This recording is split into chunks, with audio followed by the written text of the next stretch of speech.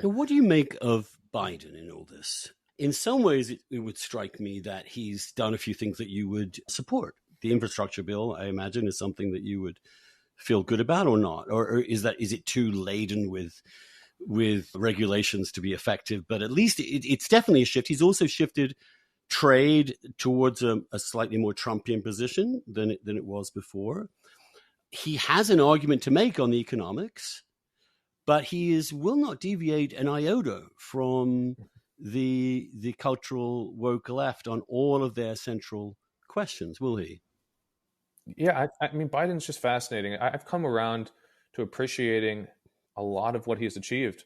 Pulling out of Afghanistan, something that Obama and Trump promised to do and could never deliver on, he did. And of course, it would have been messy. You know, I'm not saying what he did was perfect, but actually pulling the trigger was very hard to do politically, and he did it.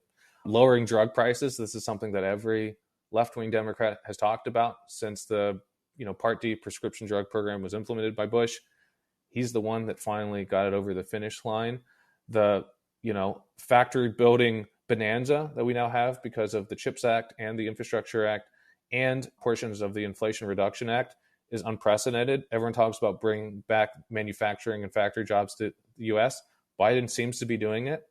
I have to give, these are all pretty good things. You look at these electric vehicles, plants that are being restarted and created in places like Georgia and Alabama that are now unionized. I mean, this was unfathomable. So why isn't this the message of the Biden administration? Now, I'm not saying it isn't a message. They are proud of this and they are going out and selling it, but it's very... No one knows it. I know. What I just said, people don't talk about. It should be Joe from Scranton's message every single day in, day out. He should go to factory after factory. He should go to every new plant. He should go to every new road, et cetera, et cetera. Instead, he's telling us that he's... White supremacy. That white supremacy is the problem. We need to have a... Book bans.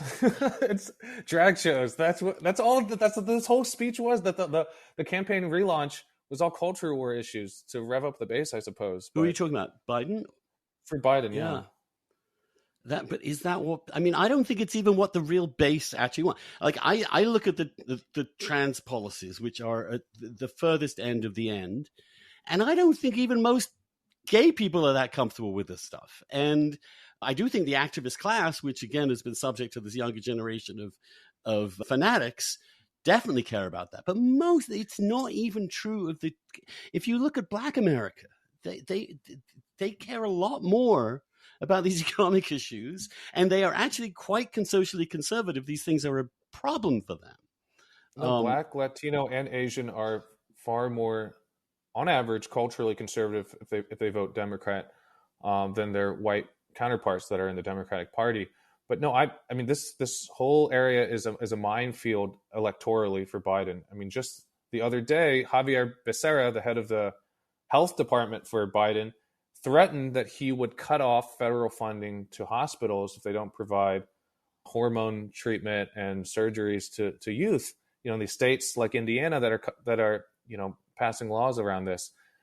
I mean, this is an area that is incredibly fraught, where we just don't have. I mean, in my personal opinion, we don't have enough social science, enough medical science to really show what's the most humane route to go. We don't know. But Biden is whether he's stepping into a trap where they truly believe it, I don't know.